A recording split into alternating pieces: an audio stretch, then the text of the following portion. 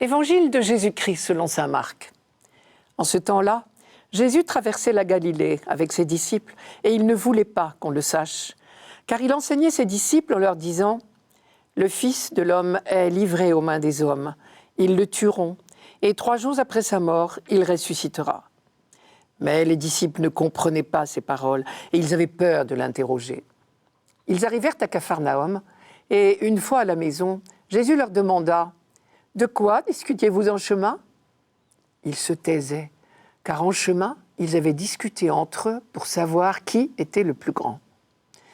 S'étant assis, Jésus appela les 12 et leur dit « Si quelqu'un veut être le premier, qu'il soit le dernier de tous et le serviteur de tous. » Prenant alors un enfant, il le plaça au milieu d'eux, l'embrassa et leur dit « Quiconque accueille en mon nom un enfant comme celui-ci, c'est moi qui l'accueille. Et celui qui m'accueille, ce n'est pas moi qui l'accueille, mais celui qui m'a envoyé. » Les disciples ne comprenaient pas ces paroles et ils avaient peur d'interroger Jésus, nous dit Marc. Pourquoi ? Mais parce que ces paroles sont totalement contraires à l'idée qu'ils se font de Dieu et totalement contraires à l'idée qu'ils se font du Fils de l'homme. Tous ont entendu la profession de foi de Pierre. Tu es le Messie, c'est-à-dire celui que Dieu a choisi pour sauver son peuple, pour régner sur son peuple.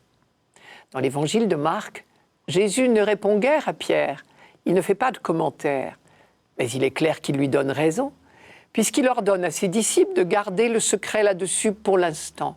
Je cite, « Jésus leur demandait « Et vous, qui dites-vous que je suis ?» Prenant la parole, Pierre lui répond « Tu es le Christ ?» et il leur commanda sévèrement de ne parler de lui à personne. Et tout de suite après, il dit ces choses étonnantes. Il faut que le Fils de l'homme souffre beaucoup, qu'il soit rejeté par les anciens, les grands prêtres et les scribes, qu'il soit mis à mort et que 3 jours après, il ressuscite. Nous sommes au paroxysme de la contradiction. Lui qui vient d'être dit le bien-aimé de Dieu, l'élu de Dieu, le Messie, le roi qu'on attend, le Fils de l'homme, tout cela lui promet un destin glorieux, puisque dans les visions du prophète Daniel, le Fils de l'homme est celui qui doit prendre la tête de toute l'humanité. Et pourtant, Jésus dit qu'il doit affronter la souffrance et la haine des hommes. En un mot, la croix. Or, dans la tête des disciples, comme dans celle de tous leurs contemporains d'ailleurs, et peut-être bien dans la nôtre, la gloire et la croix ne font pas bon ménage. Autre contradiction ou invraisemblance. Dans un premier temps, il va être livré, tué, réduit à l'état d'objet passif de la haine des hommes. Celui qui doit prendre la tête de toute l'humanité sera traité comme le rebut. Et puis dans un deuxième temps, il ressuscitera, il triomphera. Le dernier sera devenu le premier. Non seulement la gloire et la croix sont inséparables apparemment, mais il semble bien que la gloire passe par la croix. Mais c'est le monde à l'envers. Pas étonnant que les disciples ne soient pas spontanément au diapason, car nos vues ne sont pas celles de Dieu, mais celles des hommes, comme l'a dit Jésus à Pierre. Plus tard, seulement les disciples comprendront qu'il fallait que le Christ aille jusque-là pour glorifier son Père, c'est-à-dire pour révéler son amour. Pour l'instant, ils n'ont pas du tout envie d'être derniers. Au contraire, juste après ces paroles troublantes de Jésus, ils se sont mis à discuter entre eux pour savoir lequel d'entre eux était le plus grand. Ils sont dans une problématique de rivalité, celle dont saint Jacques parlait dans la 2e lecture. Et chose curieuse, Jésus n'a pas l'air horrifié. Il ne leur dit pas « c'est mal de vouloir être premier ». Au contraire, il leur donne le moyen d'y parvenir. Décidément, on va d'étonnement en étonnement dans ce texte.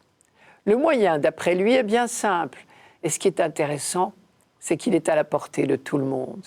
Je cite, « Celui qui veut être le premier, qu'il se fasse le dernier, le serviteur de tous. » Et dans le chapitre suivant du même évangile de Marc, on retrouvera à peu près le même déroulement.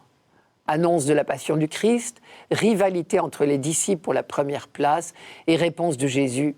Si quelqu'un veut être grand parmi vous, qu'il soit votre serviteur.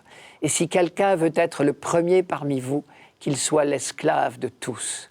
Car le Fils de l'homme est venu non pour être servi, mais pour servir. On ne peut pas s'empêcher de faire le rapprochement avec le récit du lavement des pieds dans l'évangile de Jean. Ici, Jésus prend un exemple qui effectivement est à la portée de tout le monde. Il prend un enfant, le place au milieu d'eux et l'embrasse.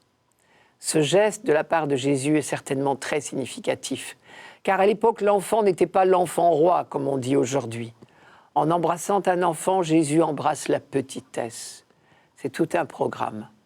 Puis il leur dit « Qui accueille en mon nom un enfant comme celui-là, m'accueille moi-même. » On croit entendre la fameuse parabole du jugement dernier dans l'évangile de Matthieu. Vous vous souvenez, chaque fois que vous l'avez fait à l'un de ces plus petits qui sont mes frères, c'est à moi que vous l'avez fait. Jésus précise bien, si vous le faites en mon nom. C'est là probablement le secret de la véritable grandeur aux yeux de Dieu. Ce ne sont pas les actions en elles-mêmes qui sont grandes, mais c'est de les faire au nom de Jésus-Christ. Voilà encore une bonne nouvelle, parce que cela aussi est à la portée de tout le monde.